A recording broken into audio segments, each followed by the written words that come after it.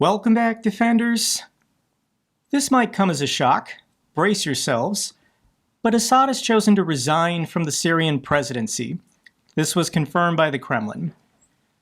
I wouldn't exactly call this a peaceful transfer of power, but he did choose to resign, and he's been granted asylum to remain in Russia for the rest of his life. Or more likely until the rest of Putin's life. And this is a crazy story out of the Washington Post. But apparently Ukraine knew about the rebel offensive, and they even sent 20 drone operators armed with about 150 of their FPV drones to assist the Syrian rebels last month. I don't think in the big picture it made a difference if Ukraine hadn't sent 20 drone operators. I still think the rebels would have toppled Assad. But this is dangerous, this is new. The fact that this technology is being developed by both the Ukrainians and the Russians, and it's now being shared across the battlefields everywhere. How do you counter this? How do you stop $300 or $400 FPV drones from destroying million-dollar planes and tanks? Every military in the world is now scrambling to adapt to this new technology, and this is the new reality of war. Once again, these FPV drones weren't the primary cause, but I do think rebel groups or state actors will adopt this technology soon and go after Israeli assets, American assets, British assets, wherever. You can't put the genie back in the bottle. So let's check in with how are the Russians reacting, and this is fascinating. And this is Z-Patriot Yuri Yevich speaking about how this is a huge propaganda loss for the Russians. That's why this week has been so impactful for Ukraine. And let me read for you what he says to his own supporters, his own audience, who obviously support Russia's aggression in Ukraine. The consequence of losing Syria is not just some reputational loss. It is a major propaganda failure. As the Serbs in Belgrade, who watched the bombing of Belgorod, once said, how can Russia defend Belgrade if it can't even defend Belgorod? With the example of Syria, all countries will see what it is like to cooperate with us, and I would not be surprised if no one would want to cooperate at all. Volodyan's visit to India had been planned for a long time, since September, and now the Indians have canceled it. What can they talk to us, weaklings, about? Trump said that Russia is weak and that they need to wear us down. Hello to all of our politicians squealing that Trump was ours and pinning some crazy hopes on him. Remember what I told you, including in private conversations. Remember, you'll feel at least a little ashamed now. We, my dear ones, are living in terrible times. We need to pray to God day and night to grant comprehension to our authorities and strength to our army, because without both, we are dead. This is what the Russians are saying about themselves. And the backlash on Telegram, these Z-Patriot Telegram channels, it's been bad. Because they're having a self-realization of exactly how bad it is. They've been exclusively living off their own propaganda the last 3 years, and some of them are finally waking up. Here are what the Russians are talking about on Russian military blogger channels. Outcomes of the war so far after 3 years. The Donbass region is entirely destroyed. Russian troops remain stuck in Ukrainian border villages that have been wiped off the face of the earth. The Black Sea Fleet is destroyed. Part of Kursk in Russia is being occupied. The Russian economy is comparable to Zimbabwe now with inflation. Russian troops are being kicked out of Armenia and Syria. The international reputation and image of the country and the Russian army has been dragged through the mud. Losses of the Russian army are now counted in the hundreds of thousands. Russia is being filled up with migrants from Asia because Russia needs the labor. Stuff in general is just really effed up right now. Yeah, this is what we've been saying here on our channel for the last 3 years. Maybe they should watch us. So what's going on with these bases? Moscow evacuates troops by air and sea as Syrian base faces a siege. Russia has begun a large-scale pullout from Syria, evacuating troops and equipment to home bases. One base is under siege, while Tartus port has been secured by special forces. There's a lot of confusion about what's going on. We have the satellite images, and the Russians are pulling their assets out of these bases, but they haven't abandoned the bases completely yet, and the rebels haven't attacked it. So we have the videos of the Russians on the ground trying to get assets across the border into Turkey. My guess is that Erdogan has offered them protection until a later date that they can be safely air or sea evacuated. But there's no love lost from the Syrians watching these guys scurry out of the country. So is Moscow withdrawing from Syria? Yes and no.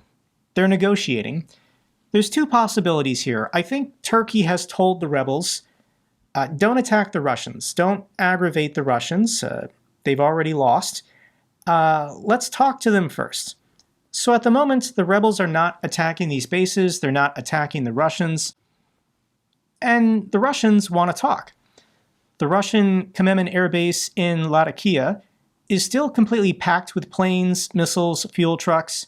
You can be sure that the new Syrian army has already pointed many barrels, missiles, and drones at their locations. Obviously, there are negotiations going on in the background. The only question is, how will they end? There are only three possibilities. The talks fall apart, and the rebels start shelling the base, obliterating Russian hardware worth billions of dollars. The talks end by allowing Russians to leave the base in peace, or the Russians can make a deal, pay off the rebels, and be allowed to keep the bases indefinitely. And this is confirmed. This is what they're telling their own people on Kremlin state TV. Here's a clip from Russia Media Monitor. State TV discusses Russia's expectations in Syria. And here's the fantasy talk that the Russians want. Anyway, a new interim government is being formed. It is being headed by Muhammad al-Bashir, who headed the temporary government in Idlib. He certainly knows everything there quite well. A so-called moderate jihadist. They currently have this so-called interim government. We will deal with it, and we will work with it. We should very harshly, I underscore very harshly, pose the question about the functioning of our bases. We entered into an agreement with the previous government of the Syrian Arab Republic that our bases would remain there for 49 years. We signed this in 2017. The new government is obligated to fulfill it. And if this agreement has to be revised, then we have to sit down and discuss the conditions. So the Russians have been killing and bombing these rebels from this air base for like the last decade. And now the Russians are saying, hey, do you want to talk? We're not bad. To whom are they obligated? They are obligated to everyone. What will we do if they refuse to abide by it? So this is Olga jumping in. What if the rebels don't want to cooperate with us? We should discuss all of this with them as well.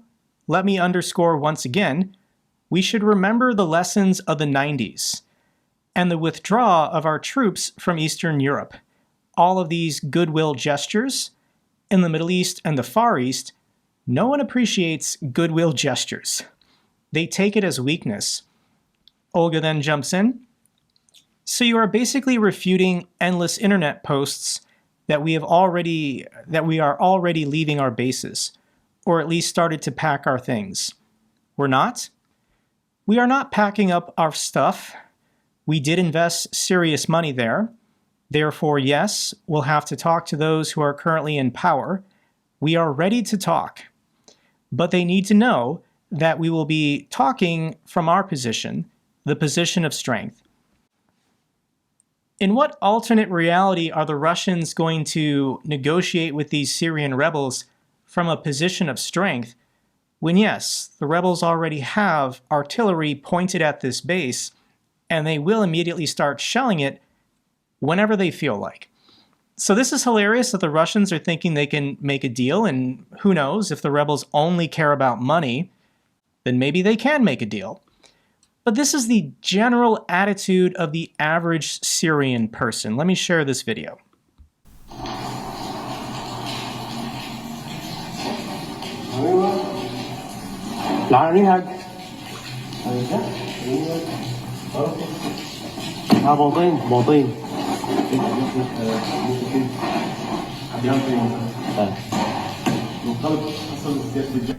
The audacity of a dictator to hang portraits of himself in someone else's country as if Syria was just a colony of the Russian Empire. In effect, that's what it was, but that's bold. I struggle to envision the rebels allowing the Russians to stay in the country after all the Syrian civilians the Russians have bombed and killed the last 10 years. I think more likely it's Turkey. I think Turkey is telling the rebels, just let the Russians leave. You can talk to them if you want, but don't let them stay. Russia can always make life more difficult for Turkey. Turkey is trying to de-escalate the situation with the Russians in the region. And I'm sure Turkey is telling the rebels, just let them leave.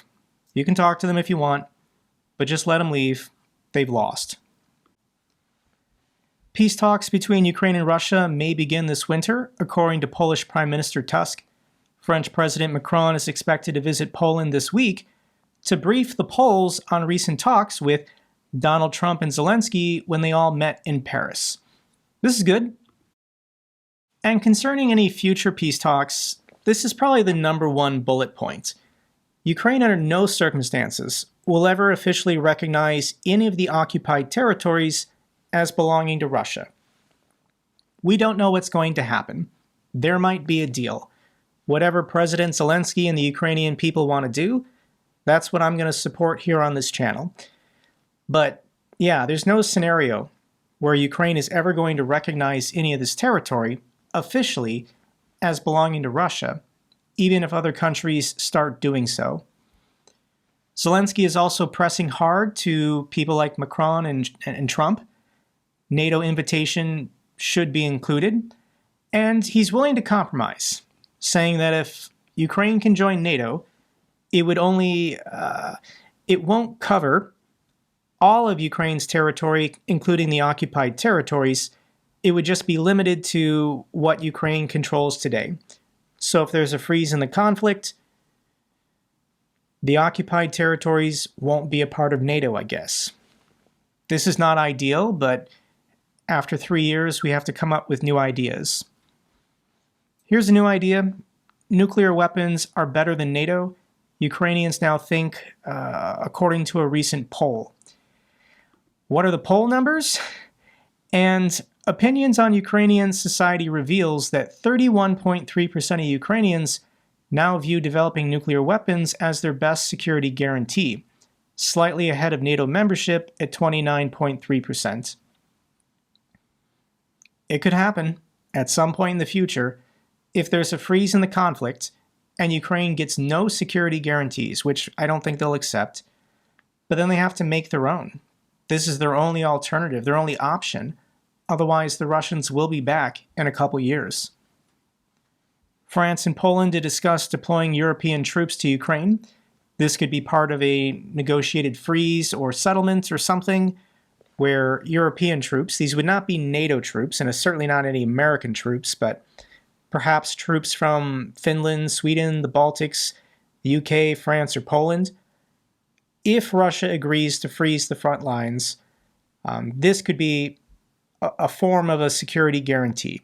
It's not a very good one, because these troops can always leave in 2 or 3 years, and then Ukraine is back in the exact same situation, but these are the ideas being floated at the moment. Speaking of polls, Ukrainians are now the most Trump-positive nation in Europe. Wow. As many as 44% of Ukrainians say they trust U.S. President Donald Trump, and it's the highest of any European country. Last year, only 10% of Ukrainians said they trusted Trump. And yes, with MAGA, there's conflict. There's varying opinions about military aid, Ukraine, and Russia. There's the whole spectrum. And I, at the moment, am going to ignore statements from the FBI Director Nomination Patel or RFK Jr. or Elon Musk or even Don Jr., because those people are not in a position of power to influence anything happening between Russia and Ukraine. This is the guy. This is the focal point for all talks, negotiations, and information, General Keith Kellogg. And here's a post yesterday from the chief rabbi of Ukraine. This is Rabbi Osman. And he's in Washington, D.C. to meet with and talk to as many members of Congress as possible. And his presence, his face, his voice, I think is going to become more important because Donald Trump and his administration is so pro-Israel. So if the chief rabbi can meet with members of the Republican caucus and talk to them about the hardship and the difficulty and try and get their attention and their sympathy, this is good. I've shared clips from this guy in the past, maybe a couple, but I think I will be following his account more closely because I think he just got a more prominent and powerful voice in the country. In the meantime, it's all about setting up Ukraine in a position of strength for these negotiations that will be happening in late January. President Biden has approved a $266 million support package for Ukraine's F-16 fleet, missiles and spare parts and whatever Ukraine needs to keep these jets flying, if Trump then pauses military aid, which I do think he will do to tell the Russians, hey, I'm acting in good faith. I stopped military aid. You guys now have to talk. The United States is also weighing Iran-style sanctions on Russian oil to undermine Putin ahead of the Trump presidency. Biden could take some very serious steps concerning sanctions to once again put Trump and the Ukrainians in the best possible position of strength. Trump could immediately lift these as a goodwill gesture to get some kind of concession from the Russians.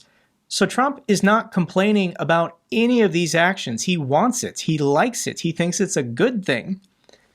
And I'm all for this. I really appreciate this. And these headlines are going to get crazy, but Russia is now urging their citizens to avoid traveling to the United States for fears of being arrested. Russian citizens should avoid traveling to the United States where they could face arbitrary arrests. Now, this has not happened under President Biden the last 3 years. President Biden has not abused the justice system, arbitrarily arresting high-profile or random Russians to then try to put pressure on Russia to give back people or do whatever. But Trump might do that. Trump might arbitrarily arrest high-profile Russians in the United States and then demand to get our people back in exchange. Russia is now prepared to consider a U.S. prisoner swap. Russia is currently holding on to several Westerners and American citizens, and they won't give them back. And that's not going to make Trump happy. And I think who they're talking about specifically is Staff Sergeant Gordon Black. This was a big story that happened back in June. He was stationed in South Korea, and on his way home to America, he went AWOL, and he went to Vladivostok in Russia to get into an argument with his Russian girlfriend. I do genuinely believe he was guilty of a domestic disturbance. It was very dumb of him to do this. But the Russians have been holding on to him for like 7 or 8 months. And Gordon Black is a Trump supporter. You can see his social media posts. I think as soon as Trump gets into office, he's going to start talking about this guy and demanding the Russians give him back. It's a good thing, I think, actually. Hey, we got another ATACMS strike. Russia says ATACMS used in Taganrog airfield. Russia vows retaliation. And this is west of Rostov-on-Don. All of this talk of ATACMS will be limited to just the Kursk Oblast. I told you guys, just wait a couple weeks. It was nonsense. It would be expanded. and Ukraine took a shot. Now the problem is this region probably still has very good air defense systems. So Ukraine attempted to go after an airfield in Taganrog, and they launched several ATACMS. And some of them were successful, but I do think Russia successfully intercepted some of them. Hit and miss. Anytime an ATACMS falls, the Russians will take the photographs and share them so they can claim they're the victim. And this is what the airfield looks like. It's on the Sea of Azov. We don't have any good satellite images about what potentially was damaged, but the Russians are claiming stuff was damaged. Massive explosion rocks large Russian ammunition hub near Mariupol. This, once again, was in the Taganrog region. Also, I think, ATACMS, and yeah, it looks like a pretty big explosion. Because it's the wintertime, and there's a lot of clouds and fog cover, we're just not getting as good of satellite images before and after, but if I see some good photos, I'll share them with you guys. Ukraine hits Russian border regions, sets an oil depot ablaze. Yeah, this is going to continue. This is the Transneft refinery in Bryansk. Here are the local CCTV footage of the explosions, and Russia can make this stop at any point. All they have to do is go back to their own country and stay there, and they'll stop losing their oil refineries and oil depots. Drones attack Chechnya, hitting a police building. This is claimed by Kadyrov. Light damage, maybe a small fire, but I don't know why Ukraine is doing this to antagonize the Chechens, but Kadyrov doesn't have good reactions sometimes, and I think the Ukrainians are just trolling him at this point. These are the videos. Once again, it's wintertime in Russia, so we're not really getting, there's not high visibility because it's just the skies are dark. I'll link stuff down below if you want to see it for yourself. In Novosibirsk in Russia, a army supply warehouse caught on fire. The blaze has spread to 7,000 square meters. I don't know if this was attacked or if this was sabotage, but yeah, another warehouse going up in flames. Russian soldiers sabotaged their own boats to avoid storming Dnipro Islands, according to partisans. Russian soldiers are damaging their own boats and leaking coordinates of docks to avoid having to launch suicidal assaults on the islands of the Dnipro River. What the Russians are demanding is they get the complete administrative border of Kherson. This is the north bank of the river. They have zero chance of ever militarily taking this, but they want it to be part of the negotiations in late January. So these Russian generals are ordering their troops to cross the river in December. It's freezing, guys. And then try and get a bridgehead on the other side when everything is within artillery range, everything is within FPV range. No heavy equipment can support you on the other side of the river in any way. And the Russians are just sending their soldiers to die because somebody in their chain of command said, Putin wants you to get to the other side of the river so that we can then demand this in negotiations. Any Russian troop near Kherson knows this is a suicide run, so they're sabotaging their own boats. They're deliberately leaking the coordinates of their docks to the Ukrainians so the Ukrainians blow it up. There's videos online of Russians complaining about the boats. If you want to see this thread from ChrisO, I'll link it down below, but this is pathetic Russia. Abkhazia loses electricity as Russian support dwindles. Georgia's breakaway region of Abkhazia was left without electricity Wednesday, as critically low water levels triggered an emergency shutdown at its hydropower station, and Russia allegedly withheld millions in financial aid. The dominoes are starting to fall, guys. First it was Syria. Russia basically wanted to cut their loss and stop sinking money there. And now we're getting reports out of Transnistria in Moldova that they're not getting the financial support they used to get from the Russians. And now it's the occupied territory of Georgia. They're without electricity because the Russians aren't paying their bills anymore. Either they can't, or they've made a calculation that they shouldn't, and they want to conserve their time, effort, and money for attacking Ukraine. When dictators fall, guys, it's slow at first, and then all of a sudden. I'm more confident than ever this is going to happen. Let's get to the good news for Ukraine. Canadian Parliament approves almost $600 million in military aid. Thank you so much to the fantastic people of Canada. Germany to deliver their 6th IRIS-T and more Patriot systems to Ukraine before the end of this year. Thank you so much to the German people.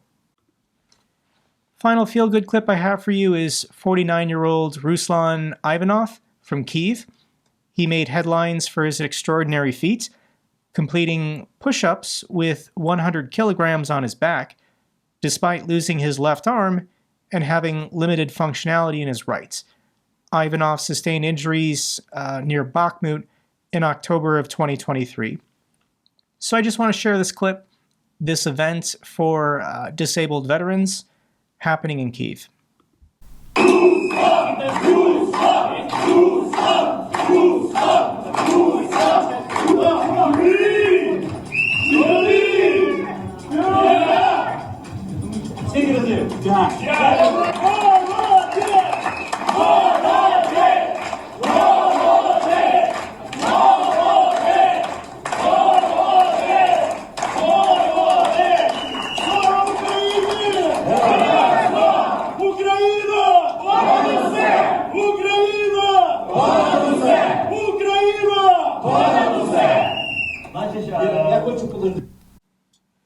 That's all for this update video. Glory to Ukraine, glory to the heroes. If you found this video informative, give me a thumbs up. Best way to support the channel. Comments and questions, let me know down below. I love hearing from you guys. Till the next video, keep defending the truth, keep defending democracy.